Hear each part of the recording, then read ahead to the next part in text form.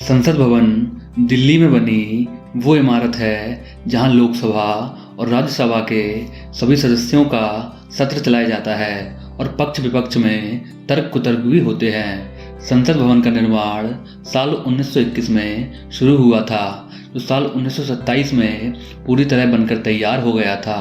संसद भवन को अनोखी बनावट देने वाले वास्तुकार का नाम एडविन लुटियंस था।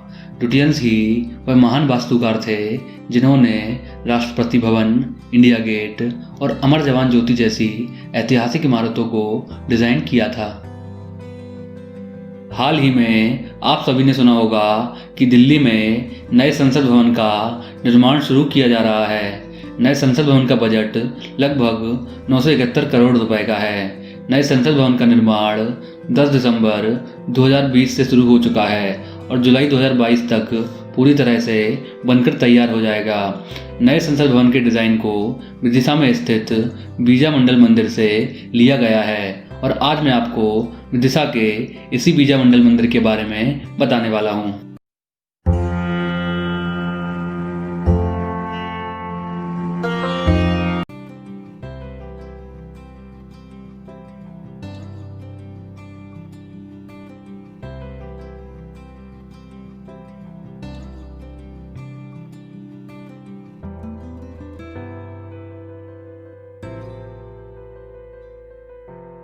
विदिशा में बना बीजा मंडल मंदिर या वही विजय मंदिर है जिसके नाम के कारण ही विदिशा का नाम भेलसा पड़ा था। बीजा मंडल को हमेशा भारत के सबसे विशालतम मंदिरों में गिना जाता है। ऐसा माना जाता है कि चालुक्य वंशी राजा कृष्ण के प्रधानमंत्री वाचस्पति ने विदिशा के विजय मंदिर को चिरस्थायी बनाने के लिए यहाँ भील स्वामी नामक सूर्य का एक विशाल मंदिर बनवाया था।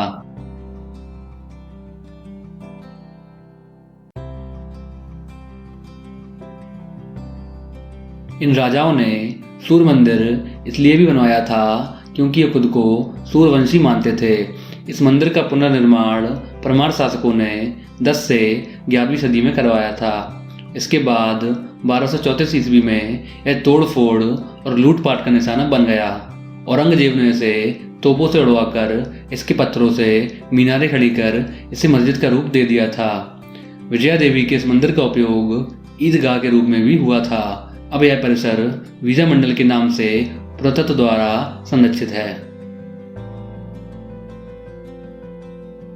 बीजा मंडल की खुदाई से प्राप्त तमाम पुरावशेषों में सबसे महत्वपूर्ण और शिल्प का नायाब नमूना कीर्तिमुख है। इसे विदेशों में भी प्रदर्शन के लिए ले जाया जा चुका है।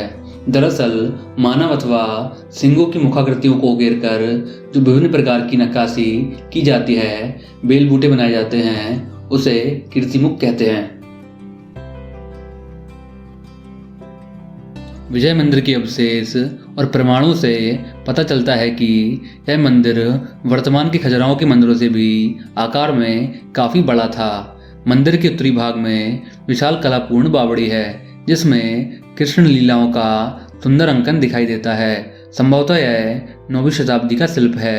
विशाल बावड़ी में अब भी भरपूर पानी मौजूद रहता है। इतिहासकारों के अनुसार इस भव्य मंदिर को सबसे पहले 1234 ईस्वी में मोहम्मद गोरी के गुलाम इल्तुतमिश ने तोड़ा और लूटा था, लेकिन 1250 ईस्वी में इसे फिर बनवा दिया गया। सन 1290 में अलाउद्दीन खिलजी ने फिर मंदिर को तहस नहस किया। 1459 में यह मंदिर मांडू के शासक महमूद खिलजी के क्रोध का निशाना बना। 1532 ईस्वी में गुजरात के बहादुर शाह ने इसे नष्ट किया और फिर यह मंदिर 1682 में औरंगजेब की क्रूर नज़रों का शिकार हुआ। उसने इस मंदिर को तोपों से उड़वा दिया। मंदिर के अष्टकोणीय भाग को चुनवाकर चतुष्कोणीय किया। मंदिर के अवशेष पत्थरों को दबाकर दालान बनवा दी और मस्जिद का रूप दे दिया। औरंगजेब की मृत्यु के बाद यहाँ के लोग टूटी फूटी मूर्तियों को ही पूजने लगे। इतिहासकारों के अनुसार 1922 के आसपास बेतवा नदी में भयानक बाढ़ आई और क्षेत्र के नमाजी ईदगाह नहीं जा सके।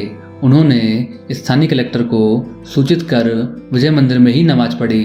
तब से यहाँ नमाज पढ़ी जाने लगी और पूजा का विरोध होने लगा।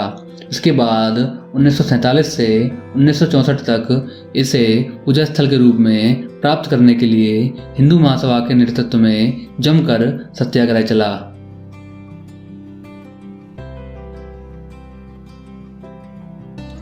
करीब 18-19 वर्ष तक चले इस सत्याग्रह के बाद सरकार ने इस परिसर को सरकारी संपत्ति घोषित कर दिया। मुसलमानों को ईदगाह के लिए सांची रोड पर जमीन देकर नई ईदगाह बनवा दी गई। तब से यह परिसर बीजा मंडल के नाम से पुरातत्व विभाग के अधीन संरक्षित है।